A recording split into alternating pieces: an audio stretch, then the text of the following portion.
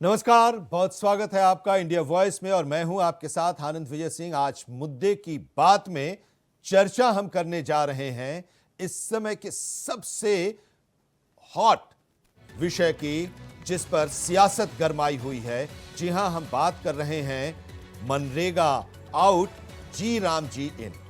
संसद के मॉनसून सत्र में आज सियासी पारा उस वक्त चरम पर पहुंच गया जब सरकार ने लोकसभा में नया ग्रामीण रोजगार कानून पेश किया। यह बिल इसलिए खास है क्योंकि इसके जरिए करीब 2 दशक पुराने Mahatma Gandhi national rural employment guarantee act यानी मनरेगा को खत्म कर उसकी जगह एक नया कानून लाने का प्रस्ताव किया गया है। जैसे ही बिल को सदन में पेश किया गया, विपक्ष ने इसे महात्मा गांधी के नाम और विचारधारा पर सीधा हमला बताते हुए जोरदार विरोध शुरू कर दिया। लोकसभा में विपक्षी सांसदों ने सदन के वेल में पहुंचकर ग्रामीण रोजगार योजना से महात्मा गांधी का नाम हटाए जाने को लेकर सरकार के खिलाफ जमकर नारेबाजी की। इस हंगामे के दौरान विपक्षी सांसदों ने बिल की कॉपियां फाड़ी और स्पीकर की कुर्सी की ओर फेंकी, जिससे सदन का माहौल बेहद तनावपूर्ण हो गया। इस बीच केंद्रीय ग्रामीण विकास मंत्री शिवराज सिंह चौहान ने सरकार के फैसले का बचाव करते हुए बड़ा बयान दिया। उन्होंने कहा कि मनरेगा में महात्मा गांधी का नाम वर्ष 2009 के चुनाव को ध्यान में रखकर जोड़ा गया था और अब सरकार एक नए और अधिक प्रभावी ग्रामीण रोजगार कानून के जरिए बदलाव करना चाहती है। केंद्रीय मंत्री शिवराज सिंह चौहान के इस बयान के बाद विपक्ष और ज्यादा आक्रामक हो गया और सरकार पर महात्मा गांधी के नाम का राजनीतिक इस्तेमाल करने का आरोप लगाया। हालांकि भारी हंगामे के बीच यह बिल लोकसभा में पास कर दिया गया, लेकिन इसके बाद भी सदन में शोर शराबा थमता नजर नहीं आया। विपक्ष का कहना है कि यह सिर्फ एक कानून में बदलाव नहीं, बल्कि ग्रामीण मजदूरों और गरीबों के अधिकारों पर सीधा प्रहार है। वहीं सरकार इसे ग्रामीण रोजगार व्यवस्था में सुधार की दिशा में जरूरी कदम बता रही है। अब सवाल यह है कि क्या नया कानून मनरेगा की जगह ग्रामीणों को वही सुरक्षा और रोजगार की गारंटी दे पाएगा, या फिर यह फैसला आने वाले समय में बड़ा राजनीतिक मुद्दा बनकर उभरेगा। ऐसा नहीं है कि लोकसभा में पास होने के बाद अब मामला ठंडा पड़ जाएगा। विपक्ष ने सरकार के खिलाफ संसद से सड़क तक मोर्चा खोल दिया है। देश भर में कांग्रेस विरोध प्रदर्शन कर रही है। उधर पश्चिम बंगाल की मुख्यमंत्री ममता बनर्जी ने तो ऐलान कर दिया है कि वो गांधी जी के नाम पर राज्य में रोजगार गारंटी की नई योजना शुरू कर रही है। यानी सियासत तो अभी इस पर जारी रहेगी। आज चर्चा हम इसी पर करने जा रहे हैं, मनरेगा आउट, राम जी इन। लेकिन पहले किसने क्या क्या कहा इसके पक्ष और विपक्ष में, वो सुन लेते हैं। माननीय अध्यक्ष महोदय, मैं निवेदन करना चाहता हूं, हमने इतनी विशाल धनराशि से एक तरफ रोजगार के काम बेहतर हो और रोजगार मिले, ज्यादा रोजगार मिले, इसका प्रावधान करने का काम किया। वहीं दूसरी तरफ इस विशाल धनराशि का उपयोग संपूर्ण विकसित गांव बनाने में किया जाए। संपूर्ण विकसित गांव, ये मोदी सरकार का लक्ष्य रहा। माननीय अध्यक्ष महोदय, प्रस्तावित मनरेगा की योजना में ये नाम की बात करते हैं, मैं आज दावे के साथ कहना चाहता हूं और इस पवित्र सदन के माध्यम से देश की जनता को भी, माननीय अध्यक्ष महोदय, मैं कहना चाहता हूं, इस बिल के नाम में ही इस योजना का काम लिखा हुआ है। माननीय अध्यक्ष महोदय, हमने इस योजना में रोजगार की हम गारंटी दे रहे हैं, आजीविका को समृद्ध करने का काम कर रहे हैं, जिसका उद्देश्य विकसित भारत होगा। प्रधानमंत्री नरेंद्र मोदी जी के नेतृत्व में, माननीय अध्यक्ष महोदय, प्रधानमंत्री नरेंद्र मोदी जी के नेतृत्व में एक वैभवशाली भारत, एक गौरवशाली भारत, एक संपन्न भारत, एक समृद्ध भारत, एक शक्तिशाली भारत का निर्माण हो रहा है। और विकसित भारत के लिए विकसित गांव, ये हमारी इस योजना का उद्देश्य है। और इसलिए माननीय अध्यक्ष महोदय, हमने एक आदर्श गांव की कल्पना की, आदर्श गांव की। आज मैं सदन के सामने केवल योजना नहीं रख रहा हूं, एक सपना, एक संकल्प जो इस योजना के माध्यम से हम पूरा करना चाहते हैं। माननीय अध्यक्ष महोदय, राज्य सरकार की योजनाओं के नाम 25 नाम स्वर्गीय राजीव गांधी जी के नाम पर, 27 योजना के नाम इंदिरा जी के नाम पर, कुल 52। ये नाम की बात करते हैं। नाम रखने की सनक अगर है तो कांग्रेस की है। शैक्षणिक संस्था या यूनिवर्सिटी के नाम राजीव जी पर 55, इंदिरा जी पर 21, नेहरू जी पर 22, खेल और टूर्नामेंट ट्रॉफी के नाम राजीव गांधी जी पर 23, इंदिरा जी पर 4, नेहरू जी पर 2 और माननीय अध्यक्ष महोदय सड़क, जगह, इमारत के नाम 74 ने अपने नामों पर रखे। 51 अवार्ड के नाम नेहरू परिवार के नाम पर रखे गए। 37 संस्थान, चेयर और फेस्टिवल नेहरू जी के नाम पर और इंदिरा जी के नाम पर रखे गए। 39 चिकित्सा संस्थान और अस्पताल इनने अपने नाम पर कर लिए। 15 स्कॉलरशिप इनके नेताओं के नाम पर। 15 नेशनल पार्क जहाँ जानवर रहते हैं वो भी नेहरू जी, इंदिरा जी और राजीव जी के नाम पर कर दिए गए। 5 एयरपोर्ट और बंदरगाहों के नाम और उनके नाम से माननीय अध्यक्ष महोदय कितनी योजना चलाई। तो नाम रखने की सनक इनकी है माननीय अध्यक्ष महोदय।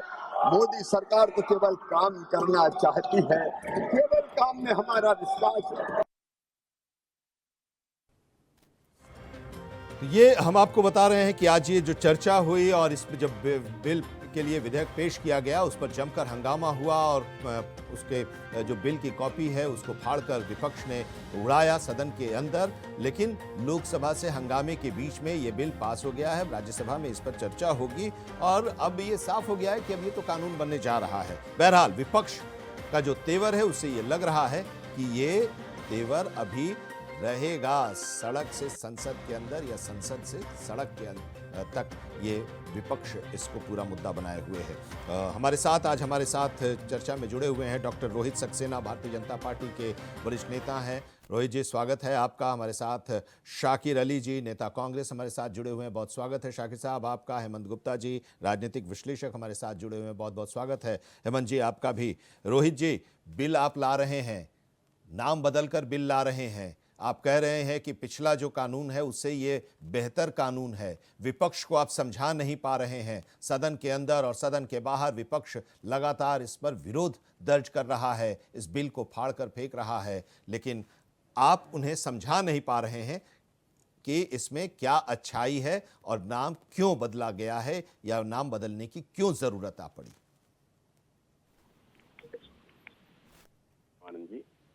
देखिए, विपक्ष क्यों नहीं समझ रहा है ये तो विपक्ष पहले बताएगा। उसको समस्या नाम बदलने से है कि इसके किसी प्रावधान से है या कुछ उसमें अमेंडमेंट ऐसे हुए हैं जिनसे इनको दिक्कत है, वो तो इनका विषय है। यदि नाम बदलने का विषय है तो नरेगा को ही तो मनरेगा किया था आपने, नाम तो आपने भी बदला था, क्या दिक्कत थी? अगर आप एक बात समझिए, अगर मैं मनरेगा की बात करूं, शायद ये आंकड़े आपके पास होंगे आनंद जी, 11 लाख जॉब कार्ड ऐसे पाए गए हैं जो घोस्ट वर्कर के हैं, जिनको 355 करोड़ का पेमेंट हुआ है। वो लोग कहां हैं पता नहीं। आज लगभग 99% उसी मनरेगा में ऑनलाइन पेमेंट है, और जब ऑनलाइन की प्रक्रिया सरकार ने शुरू करी तब जाके पता चला ये 11 लाख लोगों को 355 करोड़ रुपए फेक पेमेंट हुए हैं, जिसमें तमिलनाडु शामिल है। कई ऐसे राज्य हैं, अगर सिलसिलेवार तरीके से बताने लग जाऊंगा तो काफी समय लग जाएगा और लोगों का समय ले लूंगा, लेकिन ओवरऑल रकम 355 करोड़ रुपए क्या कम होती है? पहली चीज। दूसरी बात मुझे बताइए, जिस मनरेगा के लिए आपने 2014 जो आपका आखिरी सदन था 3300 करोड़ रुपए पास करे थे, हमने 25 में उसके लिए 86 करोड़ रुपए पास करे, यानी बढ़ाई है ना भाई, कम तो नहीं हुआ। रोजगार की गारंटी आप 100 दिन दे रहे थे, हम 125 दिन दे रहे हैं। आपने इसको सीमित कर रखा था गड्ढा खोदने गड्ढा भरने तक।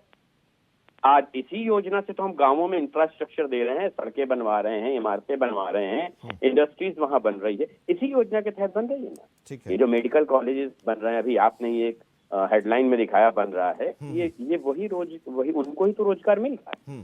तो हमने तो इसको एक एक बहुआयामी रूप दिया। आप तो गड्ढा खोदो, अब गड्ढा खोदने का जमाना चला गया। अब देश को विकसित करना है, देश को आगे ले जाना है। ठीक है, इस पर आगे आप भी हम मुझे चर्चा करेंगे। आपके पास आते हैं शाकिर अली जी, अब इसके बारे में इसका जवाब देंगे, लेकिन शाकिर अली जी नाम पर ही क्योंकि हम इस पर आगे पहले भी चर्चा किए जब ये आया था अस्तित्व में, और इसको लेकर सदन के अंदर शिवराज सिंह चौहान ने घोषणा की थी जिस दिन, उस पर भी हमने चर्चा की थी, और ये सवाल उसी समय से आ रहा है कि सिर्फ नाम पर ही आप लोगों को एतराज़ है, या इसके अंदर जो व्यवस्था की गई है, जो बदलाव किया गया है, उस पर भी है? शाकिर अली साहब जी, आपके चैनल के सभी श्रोताओं को और पैनलिस्ट को हमारा नमस्कार।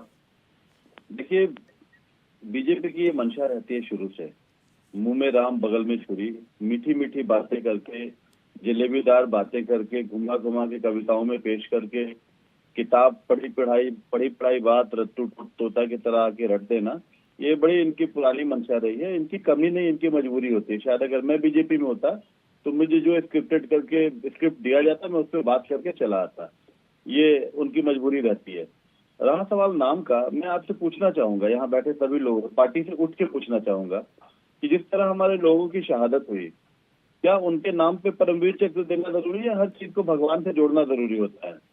भाई, भगवान ने दुनिया बनाया है इंसानों के लिए, भगवान ने सारी चीजें दी हैं इंसानों के लिए, और हम बार बार भगवान के नाम पे राजनीति करें। भगवान को कभी हम राम को लाते हैं, कभी हम कल अंबेडकर को ला रहे थे, तो ये गलत है ना। जो आ चुके, उनके अच्छे कार्यों पे ध्यान दे करके, उनके बातों का अनुसरण करके, उनके बताए गए रास्ते पे चल के इंसानियत को बढ़ावा देना है, ना कि नाम बदल। इन्हें परेशानी क्यों है भाई? आजादी में अगर गांधी परिवार अग्रणी रहे हैं, उनके नेतृत्व में लड़ाई हुई है, तो हमें बुरा क्यों लगता है?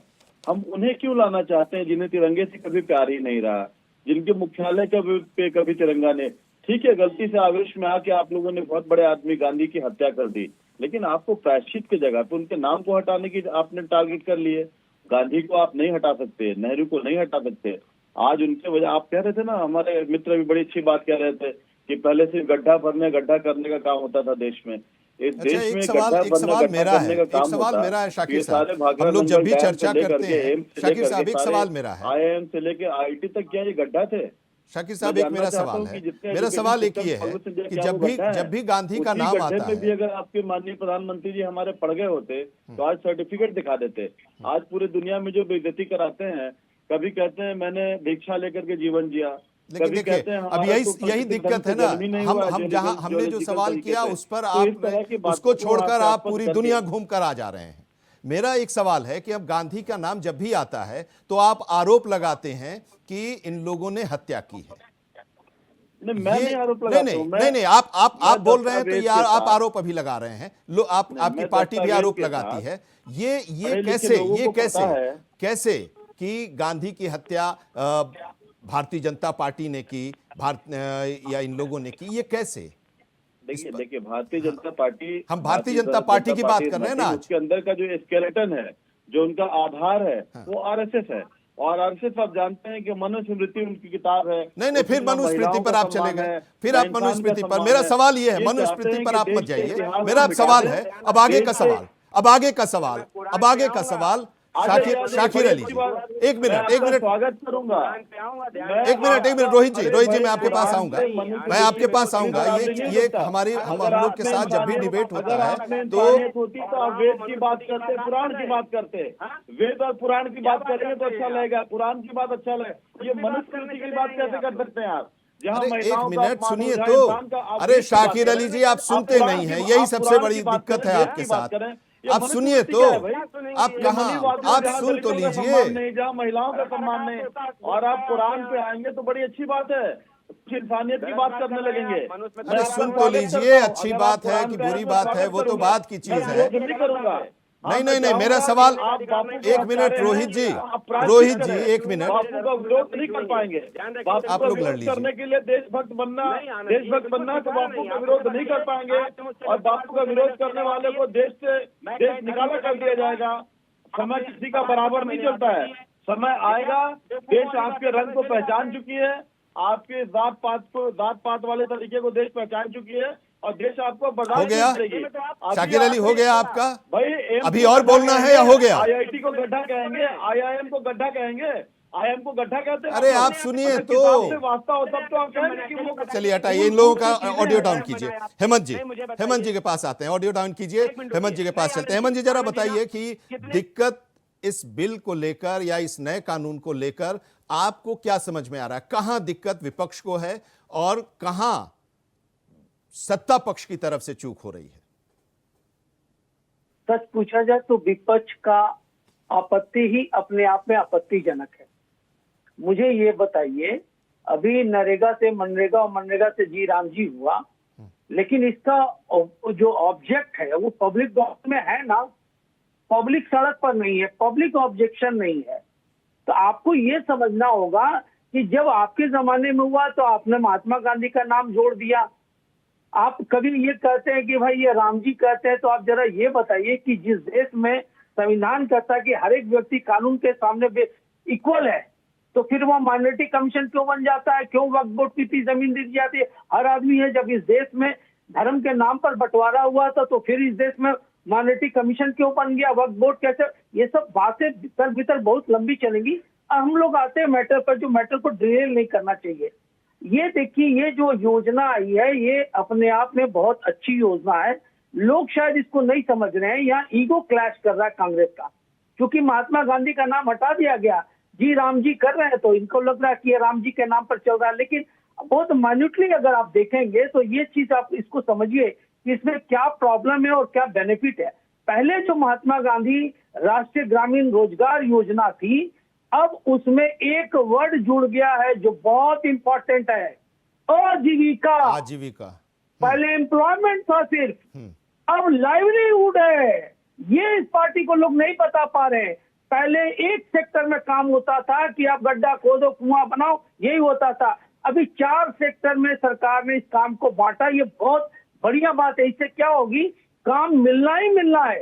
कोई तुष्टीकरण वहां पर नहीं होगा। इसके तहत गांव में जल संरक्षण के काम होंगे, सिंचाई में सहायता मिलेगा, भू अर्जन का काम होगा, जल निकाय का काम होगा, जो आज जरूरी है इस देश में। वाटरशेड कहाँ लेवल में चला गया, काम होना बहुत जरूरी है। तो वहाँ एम्प्लॉयमेंट है, वहाँ आजीविका है। ये बहुत बड़ा काम किया सरकार ने।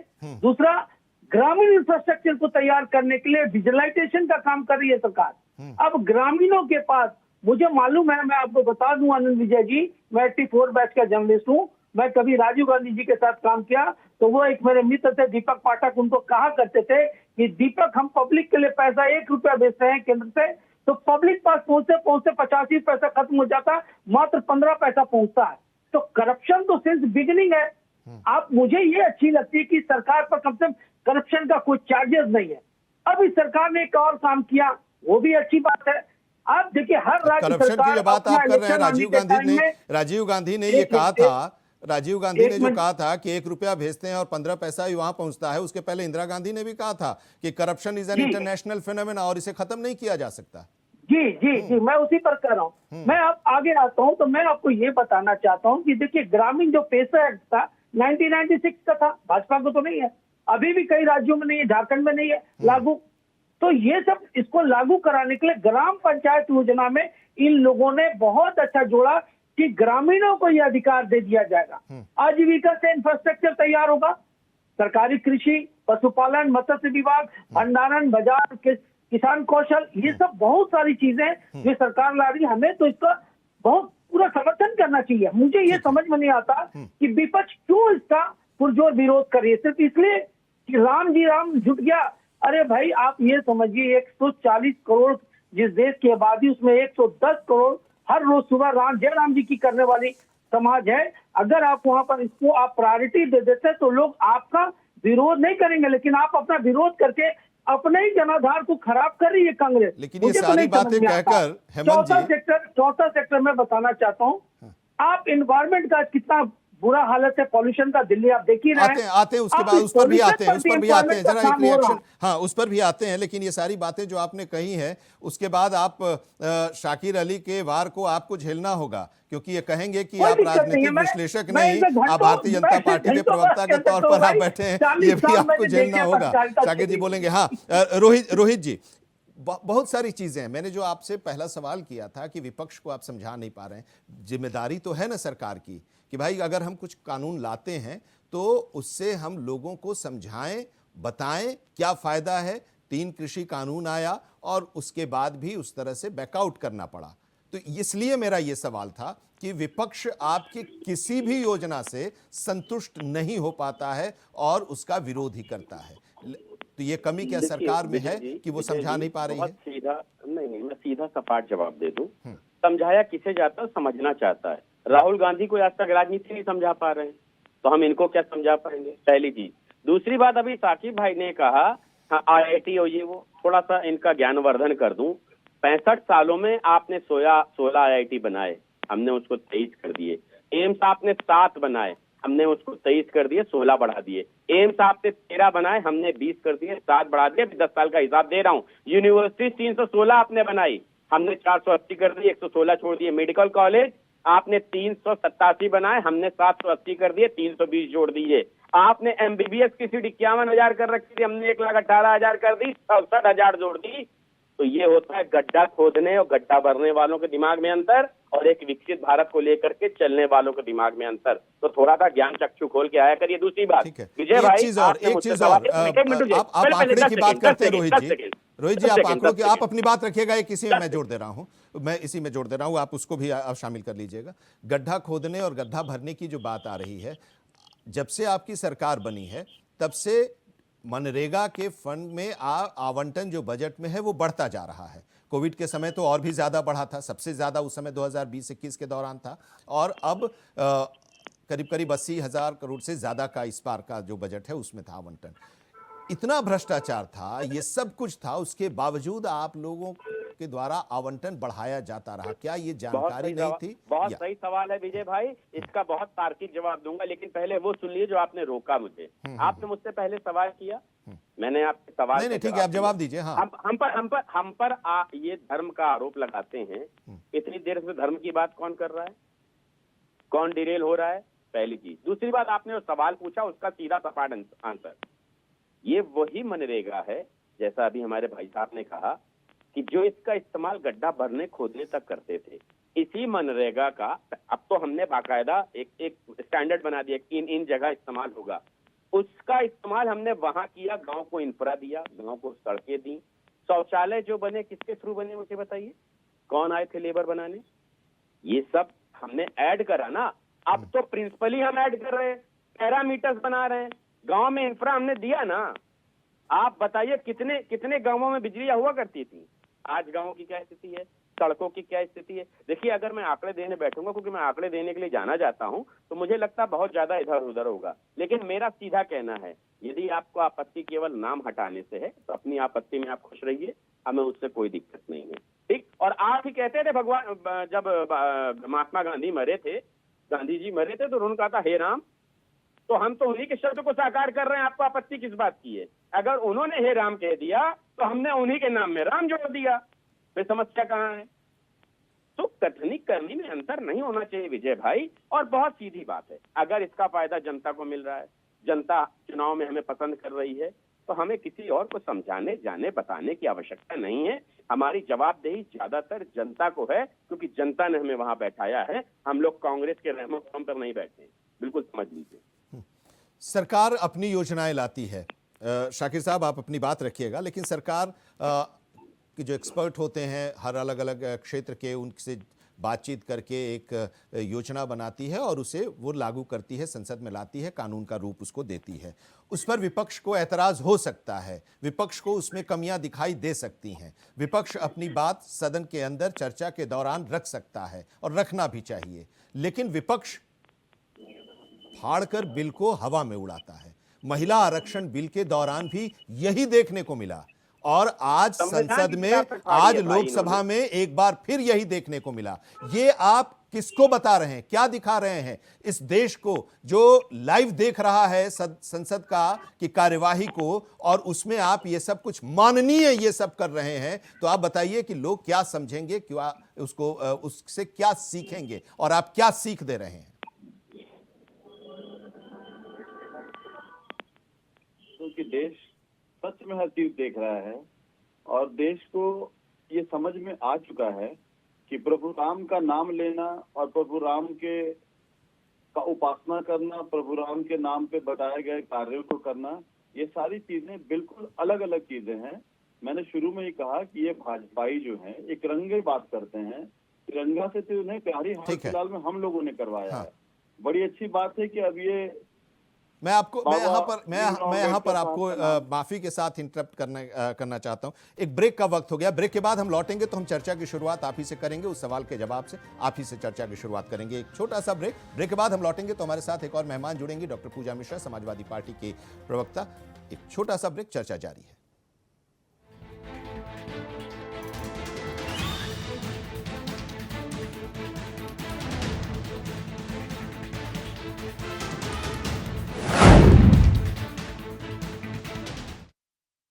ब्रेक के बाद आपका स्वागत है। हम चर्चा कर रहे हैं मनरेगा आउट, राम जी इन, और इसी को लेकर सदन के अंदर भी आज जमकर विरोध देखने को मिला और सदन के बाहर सड़क पर भी विपक्षी पार्टियों के कार्यकर्ता इसका विरोध करते हुए नजर आया। चर्चा हम इसी पर कर रहे हैं कि आखिर क्या वजह है विरोध के पीछे की, कहां पर कमियां हैं, और इसके बारे में आज हमारे साथ पैनलिस्ट जो जुड़े हुए हैं वो इस पर बता रहे हैं, अपनी राय दे रहे हैं। डॉक्टर रोहित सक्सेना, नेता भारतीय जनता पार्टी के, शाकिर अली, नेता कांग्रेस के, हेमंत गुप्ता, राजनीतिक विश्लेषक, और डॉक्टर पूजा मिश्रा, समाजवादी पार्टी की प्रवक्ता भी हमारे साथ जुड़ गई हैं। लेकिन उससे पहले चर्चा की शुरुआत हम करें, शाकिर अली जी के पास जाएं, लेकिन उससे पहले जरा सुन लेते हैं कि इस बिल को लेकर जो लोकसभा में पास हुआ है, इसको लेकर प्रियंका गांधी और प्रमोद तिवारी का क्या कहना है। पूरी तरह से विरोध करेंगे और एकदम ठोस विरोध करेंगे। सब पार्टियां, हमारी जितनी भी पार्टियां, सब सहमत हैं। इस बिल से मनरेगा खत्म होने जा रहा है। आप किसी भी तरह से इसको देखें, और जो समझदार आदमी है, जो ये 100 दिन से 125 दिन वाला जो है, ये चालाकी है। अगर इस बिल को कोई भी पढ़ेगा, ये साफ साफ स्पष्ट समझ आएगा कि इस बिल से आने वाले महीनों में ये पूरी स्कीम खत्म हो जाएगी। क्योंकि जैसे ही ये बोझ प्रदेश की सरकारों पर पड़ेगा कि इतना पैसा प्रदेश की सरकारों को देना है, वैसे ही आस्ते आस्ते ये स्कीम खत्म हो जाएगी। क्योंकि प्रदेश की सरकारों के पास इतना पैसा है नहीं, खास तौर से जो प्रदेश जिनमें सबसे ज़्यादा स्कीम की ज़रूरत है। और ये सबसे गरीब से गरीब जो हिंदुस्तानी है, गरीब से गरीब जो हमारा भारतीय नागरिक है, जिसको कुछ नहीं मिलता, कम से कम ये 100 दिन का जो रोज़गार था उसका सहारा था। कोविड के समय भी सहारा था। और मैंने पहले भी कहा, जैसे दूर से दिख जाता है कि मनरेगा का कौन है श्रमिक, तो ये एकदम श्रमिकों के खिलाफ है, मजदूरों के खिलाफ है, गरीबों के खिलाफ है, और इसका हम सख्त से सख्त विरोध करेंगे। मुझे ऐसा लग रहा है शिवराज सिंह ने नहीं, अंग्रेजों ने कहा था। अंग्रेज भी यही सपने देखते रहे कि कांग्रेस हार जाएगी, कांग्रेस खत्म हो जाएगी, पर बरतानिया हुकूमत खत्म हो गई, कांग्रेस कभी खत्म नहीं हुई। तो आज उनको फिर मैं जवाब देना चाहता हूँ, कांग्रेस एक आंदोलन है, इसे कोई ख़त्म नहीं कर सकता। कांग्रेस इस देश की आत्मा है, इसे कोई ख़त्म नहीं कर सकता। कांग्रेस इस देश की आज़ादी की जननी है, संघर्ष की पहचान है, इसे कोई ख़त्म नहीं कर सकता, चाहे वो भाजपा हो या अंग्रेज। को आगे बढ़ाते हैं और चर्चा हम अभी कर रहे थे ब्रेक पर जाने से पहले। शाकिर अली कांग्रेस के नेता हैं, वो उनसे हमारा सवाल था कि विरोध को लेकर लगातार विरोध हो रहा है, कुछ तो इसमें अच्छाइयाँ रही होंगी, वो अपनी बात रखेंगे। हमारे साथ डॉक्टर पूजा मिश्रा भी जुड़ गई हैं, समाजवादी पार्टी की प्रवक्ता हैं। बहुत स्वागत है पूजा जी आपका, आपके पास आए। लेकिन ब्रेक पर जाने से पहले मैंने रोका था शाकिर अली जी को, अपनी बात पूरी कर लीजिए शाकिर जी, उसके बाद फिर हम पूजा जी के पास जाते हैं। देखिए, बहुत सीधी और सरल बात है। हम डेटा लेके तो बैठते नहीं है, ना डेटा पे काम करते हैं, क्योंकि डॉक्टर बन गए रोहित साहब, मुझे खुशी है हमारे राज्य में डॉक्टर बने वो, और हमारे राज्य में लोग डॉक्टर बना करते थे, इस बात की खुशी है। मैं बता दूं कि अभी इन्होंने बड़े लंबे चौड़े डेटे का इस्तेमाल करते हुए इन्होंने बताया कि हमने इतने सारे एम्स दे दी, इतने सारे यूनिवर्सिटीज दे दिए। मैं बड़ा सिंपल बात करूंगा, सीधे अंदाज में, बहुत ज्यादा डेटा पे बात नहीं करना चाहूंगा, कि आज भी इतने सारे एम्स देने के बावजूद सुचारू इतने एम्स चल पा रहे हैं। बहुत दूर दूर की बात नहीं करेंगे, इनके गोरखपुर चले जाइए, पटना चले जाइए, जो इम्पोर्टेंट जगह है जहाँ से मुख्यमंत्री आते हैं, वहाँ का एम्स देख, सारे इनके नेताओं के इलाज आज भी दिल्ली के एम्स में हो रहा है। इससे ज्यादा मैं कुछ नहीं कहना चाहूंगा, ये शायद हमारी बात को समझ गए होंगे। रहा सवाल प्रभु राम के नाम का, तो प्रभु राम के उपासक बनी ना, ठेकेदार क्यों बन रहे हैं आप लोग? क्या कांग्रेस पार्टी और दूसरी पार्टी में प्रभु राम की उपासना नहीं होती है? हेमंत साहब भी बैठ के कहने लगे कि भाई 110 करोड़ जनता राम का नाम लेते हैं। राम के नाम पे आपत्ति किन है भाई? आप राम जी के बताए गए काम पे चलिए, उनके कर्मों पे चलिए ना, अनुसरण कीजिए ना उनके काम का। अगर प्रभु राम से इतना आप लोगों को मोहब्बत था, आप भाजपा की भाषा बोल रहे हैं यहाँ बैठ के विश्लेषक होके, अपने आप को बड़े पुराने जर्नलिस्ट बता रहे हैं। मैंने कहा था आपको, आपके वक्तव्य के आधार पे, लेकिन आपने जो बातें कही वो भारतीय संस्कृति के हिसाब से बात नहीं की, डेमोक्रेटिक बात नहीं है आपकी। आप सबकी बात नहीं कर रहे थे। आप अगर प्रधानमंत्री जी में विश्वास रखते तो सबका बात, सबके विकास पे कर लेते बात, तो अच्छा लगता सुनने में, लेकिन आपने वैसा नहीं किया। आपने ऐसा कहा जैसे प्रभु राम से कोई नफरत। अरे प्रभु राम की पूजा करें ना। आप तो ये तो भाजपा बताती है कि 2013 के बाद प्रभु राम को हमने लाया। प्रभु राम हम लोगों के बाप दादा के पहले से न जाने कितने आदिकाल से प्रभु राम के लोग उपासना करते हैं। तो धर्म को और आस्था को अलग रखें, देश को अलग रखें, देशभक्ति अलग रखें, इंसानियत अलग रखें। ये हर चीज जोड़ के जनता को ठगने का काम कर रहे हैं। प्रभु राम अगर आपके होते, आपको पसंद कर रहे होते, तो आप अयोध्या नहीं आते, आप चित्रकूट नहीं हारते, आप प्रयागराज नहीं हारते। जहां जहां प्रभु राम गए वहां वहां आप हार गए। डॉक्टर साहब सुन लीजिए, आप भी थोड़ा ज्ञान ले लीजिए। मुझे पता है कि आप ज्ञान से ओतप्रोत हैं, आपके अंदर ज्ञान की कमी है। चलिए अब हम लोग जरा पूजा जी जुड़ गई हैं। पूजा जी की भी राय ले लेते हैं। समाजवादी पार्टी उत्तर प्रदेश की प्रमुख पार्टी है और उसकी प्रवक्ता है डॉक्टर पूजा मिश्रा। पूजा मिश्रा जी, जरा ये बताइए कि ये जो नया कानून आया है, लोकसभा में पास हुआ है, ठीक है, कुछ ऐतराज आपके होंगे ही, लेकिन इसमें जो कुछ समाहित किया गया है उसमें कुछ अच्छाइयां हैं या नहीं? आनंद जी आपको नमस्कार, साथी वक्ताओं को भी नमस्कार। मेरी आवाज आपको सुनाई दे रही है? जी हाँ। जी आनंद जी, अभी आपने कहा कि जो आया हुआ है, पहली बात तो हम लोग 2-4 दिन पहले तक मनरेगा पे जब डिबेट कर रहे थे तो हो रहा था कि ये मनरेगा का नाम बदल करके पूज्य बापूजी किया जा रहा है। मुझे लगता है भाजपा के प्रवक्ता ने भी किया होगा और आपके चैनल ने भी डिबेट किया होगा। फिर उसके बाद में आप ना तो मनरेगा पे काम करते हैं, ना ही पूज्य बापू जी का सम्मान करते हैं। उसके बाद में आप लेकर के आते हैं कि नहीं, अब ये भी नहीं हो रहा है, हम नाम बदल रहे हैं। नाम बदलने के बाद में आप कह रहे हैं कि हम लेकर के आ रहे हैं कि 100 से 125 दिन कर देंगे। आपको पता है कि नहीं पता है, पर जब मनरेगा का पहली बार जब प्रावधान बना था, जिसको हमारे प्रधानमंत्री जी कहा करते थे कि ये सबसे बड़ा फेलियर है कांग्रेस सरकार की, बहुत कुछ कहा था। तो उस मनरेगा में ये तय था कि आपको 115 डेज वर्क देना पड़ेगा, वो नहीं दे पा रही थी, चाहे सरकार नहीं दे पा रही थी। अब 150 जो पहले से तय था, आप वो नहीं दे पा रहे थे। उसके बाद में अब आप कह रहे कि नहीं, हम 100 डेज से लेकर 125 डेज देंगे। और ये ऐसा नहीं है एक व्यक्ति के लिए होता है, ये एक फैमिली के लिए होता है, एक परिवार को आप देंगे। और इस तरह से नियम था कि जिस समय आप खेती होती है, उस समय जो खेती के अलावा जो समय होता है, उस वक्त में मनरेगा कार्य दे रहा है, ताकि वो विदाउट वर्क पे ना रहे।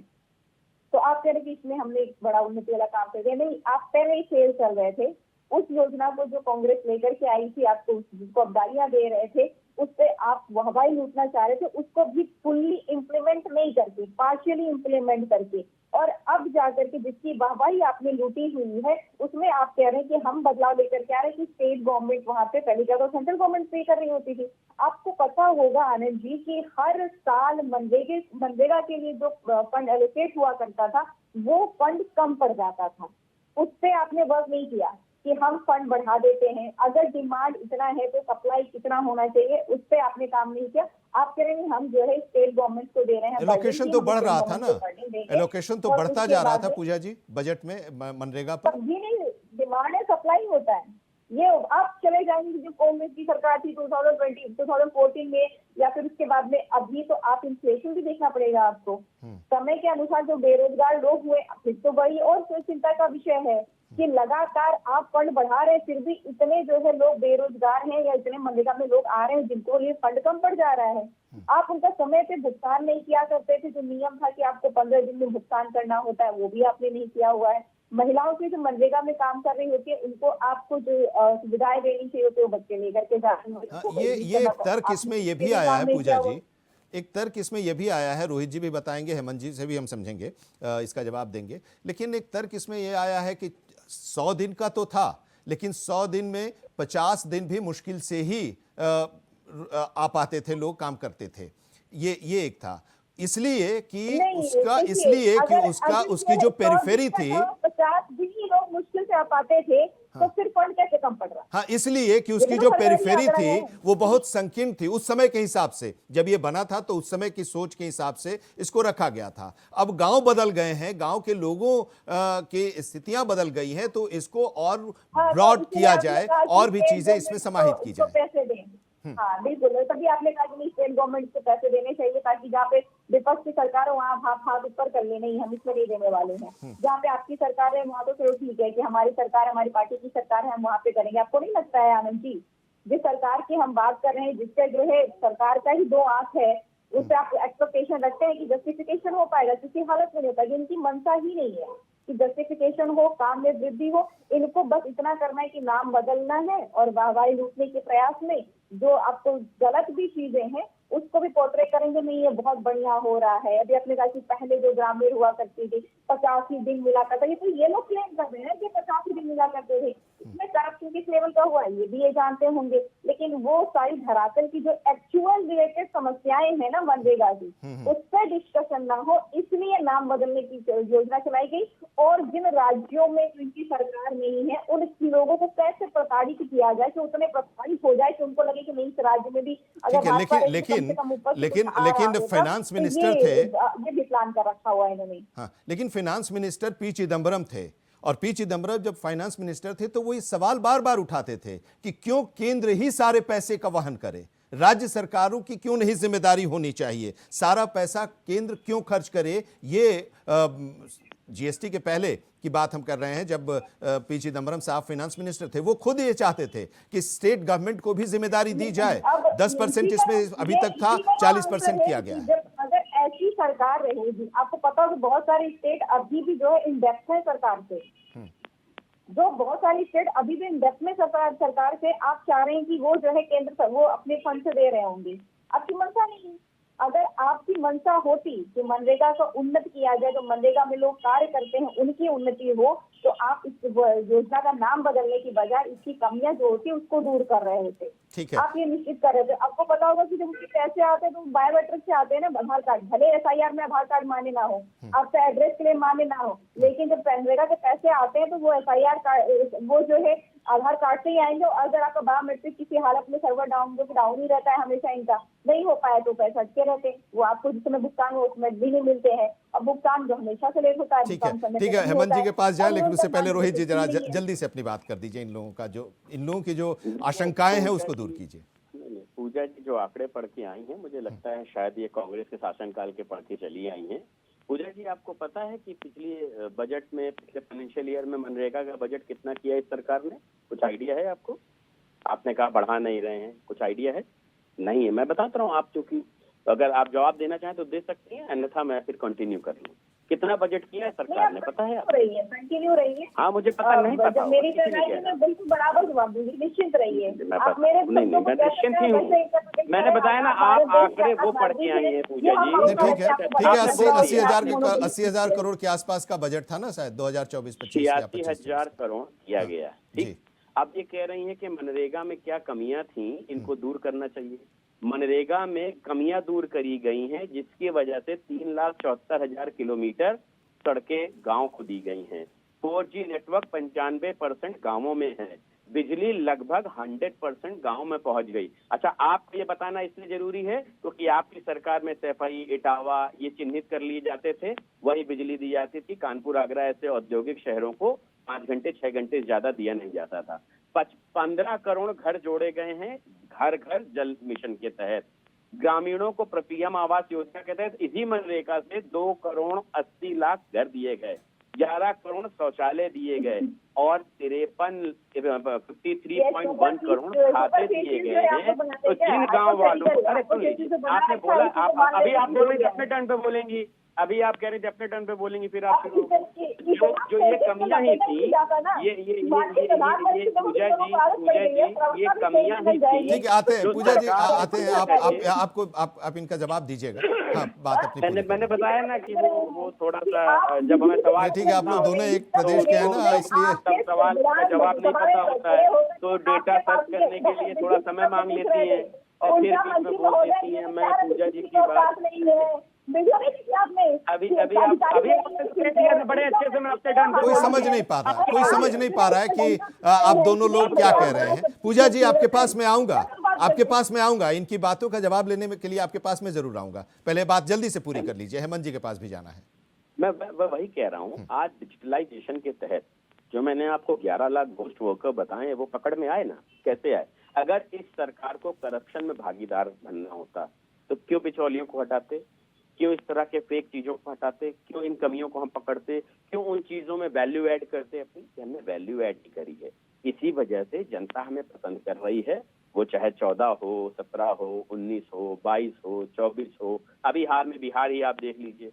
तो जनता हमारे कामों को पसंद कर रही है, हम जनता का जवाबदेही है, कर रहे हैं। और आप जब आंकड़े पढ़ा करिए तो ये स्पेसिफाई कर लिया करिए आप आंकड़े किसके पढ़ रही हैं, क्योंकि अभी आपने जितने आंकड़े पढ़े हैं सारे कांग्रेस की पोल खोल दी है। मुझे लगता है बाद में आप लोगों को गठबंधन में दिक्कत होने वाली अगर आंकड़े आपके सार्वजनिक थे। ठीक है हेमंत जी, आप पर्यावरण को भी जोड़कर इससे देख रहे थे, ये जो नया कानून है उसको, उसके लिए भी ये फायदेमंद है। जी देखिए, यहाँ जो 3 पॉलिटिकल पार्टीज हैं और पॉलिटिकल पार्टीज, हर पार्टी अपना अपना बेनिफिट देखती है। आपको ये जानना होगा कि जो पार्टी सत्ता में रहती है उसको जनादेश मिला हुआ कहते हैं। और जब संविधान हमारा आर्टिकल 282 जो है वो एक प्रोविजन देता है स्टेट गवर्नमेंट को और सेंट्रल गवर्नमेंट को, they are empowered to make a grant for public domain और पब्लिक पर्पस। इसी तरह राज्यों को भी आर्टिकल 41 में, जिसको कहते हैं state directive principle of state policy, हर अपने राज्य अपनी जनता के लिए बेनिफिट के लिए स्कीम लॉन्च कर सकती है। अब रही बात की नरेगा से मनरेगा और मनरेगा से जो जी राम जी बनाया गया, तो इसमें चूंकि नाम परिवर्तन से ये इंटरप्रिटेशन जो तो सभी पार्टियां दे रही वो गलत है। पब्लिक डोमेन में अगर ये पब्लिक को सूट करती है और पब्लिक अगर सड़क पर इसका विरोध नहीं करी है तो बाकी ये सब इंटरप्रिटेशन है। इसलिए इस पर कोई चर्चा होने के बजाय पब्लिक बेनिफिट में क्या हो उस पर चर्चा होती तो ज्यादा अच्छा होता। एक सवाल पूजा जी अभी उठाई, अब मैं बताना चाहूँ, मुझे टाइम दीजिए तो मैं सभी अच्छी बातों को बता पाऊंगा जो लोग नहीं जान पा रहे। नेशनल टीवी में लोग जानना चाहते हैं क्या बुरा है और क्या गलत है। पार्टियां अपनी तरफ से इंटरप्रिटेशन करती है, लेकिन हम जनरल फिनोमिना की बात कर रहे हैं। हाँ। तो आप समझिए इस चीज में ये तो वाकई है, अगर रोजगार आपको के साथ साथ आपको लाइवलीहुड की गारंटी मिलती है तो बुराई क्या है? पहला क्वेश्चन, पहले मनरेगा में नहीं था लाइवलीहुड, अब लाइवलीहुड जुड़ गया तो अच्छी बात है। दूसरा, मनरेगा में 100 दिन था, अब 125 दिन है, तो बुराई क्या है? पब्लिक को क्या नुकसान हो रहा है भाई? तीसरा, कि विभिन्न कामों का राष्ट्रीय नीति नहीं था मनरेगा में, अब ये ग्राम पंचायत योजना पर स्तर पर ये डिसाइड करेगा ग्राम पंचायत की कौन सा काम करना है, किसको प्रायोरिटी मिलेगी। तो आपको नुकसान क्या है? जिस पब्लिक को चाहिए ग्राम लेवल पर वो मिल रहा है उसको। फिर आपको ग्राम योजना पर जिम्मेदारी, बेरोजगारी भत्ता का जिम्मेदारी जो था, जो अभी हम लोग करप्शन की बात कर रहे थे, अकाउंटेबिलिटी फिक्स करने, और ये अकाउंटेबिलिटी वर्ड क्यों आया ये भी समझिए। आप बोलते हैं, हम कहते हैं, लोग कहते हैं, पॉलिटिकल पार्टी कहती है कि हमारे पास पैसा नहीं है, राज्य के पास बोझ बढ़ेगा। भाई बोझ बढ़ेगा तो आप कैसे मैया योजना, लाडी योजना, ये योजना कहाँ से ले आते हैं? आपके पास पैसा नहीं है तो आप योजनाएं कैसे लाते हैं? तो इससे तो ये पता चलता है कि गरीब गरीब और अमीर अमीर होता जा रहा, मिडिल क्लास मार खा रहा। तीसरी बात पे आप आ जाइए कि पहले मनरेगा में काम रोकने का कोई वैधानिक नहीं था। अब इसमें आपको 60 डेज का जब बुझाई कटाई का टाइम आता है तो उन लोगों को राहत दी गई है। ये भी प्रोविजन इसको देखना होगा कि जो कटाई बुटाई होता था उसका रोजगार मार खाता था, वो रोजगार नहीं मार खा, वो एक्सटेंड करके उसको दिया जाएगा। फिर आगे देखिए, वेतन का पैसा जो दिया जाता था उसका फिक्स नहीं था, काम करने के बाद वो फिर जिला अधिकारी वो मनरेगा अफसर वो करता था। अभी ये हर हफ्ता देना, तो पब्लिक को क्या चाहिए? बेनिफिट चाहिए, डायरेक्ट वो इसको मिल रहा है। बाकी जितना वो इंटरप्रिटेशन है भाई, इस इंटरप्रिटेशन में पब्लिक नहीं जाएगी कि कांग्रेस ने क्या किया। लेकिन मैं कुछ पूछना चाहता हूँ, आज देश में 600 ऐसी योजना खाली कांग्रेस के नाम पर है, कोई दूसरे राष्ट्र प्रधानमंत्री के नाम पर नहीं है, कोई और भी अशफाकुल्ला के नाम पर आज तक कोई देश में कानून नहीं बना। कांग्रेस को आपत्ति क्यों है मालूम है? क्योंकि जब आप तुष्टीकरण की राजनीति करते हैं तो आपको ये प्रॉब्लम तो होगा ही होगा। ठीक है, आप मुझसे जल्दी से अब आखिरी राउंड में जल्दी एक दो वाक्य में अपनी बात रखिए। शाकिर अली, हमें नहीं दिखता कि इसमें कोई प्रॉब्लम है। कोई भी पॉलिटिकल या कोई जर्नलिस्ट आपको कभी नहीं बताएगा कि इसमें कोई विरोध जारी रहेगा कानून बनने के बाद भी। शाकिर अली जी, मैं बड़ा बड़ा कंफ्यूजन हो जाता है। दो प्रवक्ता आप ले आते हैं भाजपा से, किनका सवाल सुने किनका सवाल ना सुने। फिर अगर कोई आपके बारे में नहीं, अब देखिए आपके अगेंस्ट में कोई बोले तो प्रवक्ता तो नहीं है ना, पूजा जी भी तो नहीं कह रही है कि प्रवक्ता है, अपनी अपनी सबकी सोच है, अपनी अपनी समझ है ना। आप अपनी बात कहिए ना, कौन क्या कह रहा है उससे नहीं मतलब है, आप अपनी बात कहिए। सुनना पड़ेगा।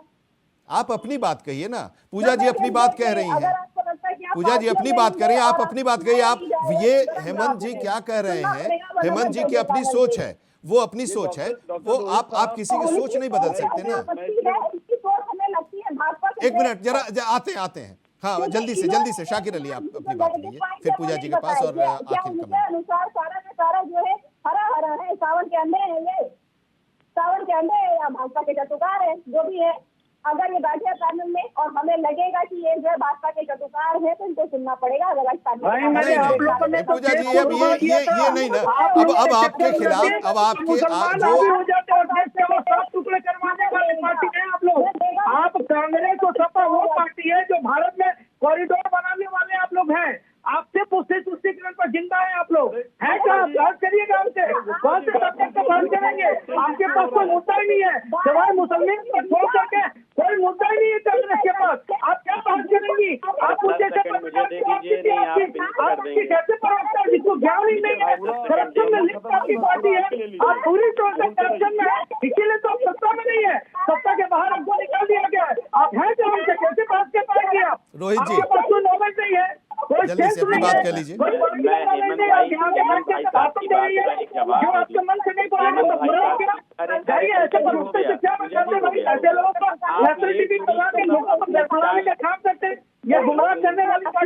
एक मिनट कितने अच्छे से पूजा मिश्रा जी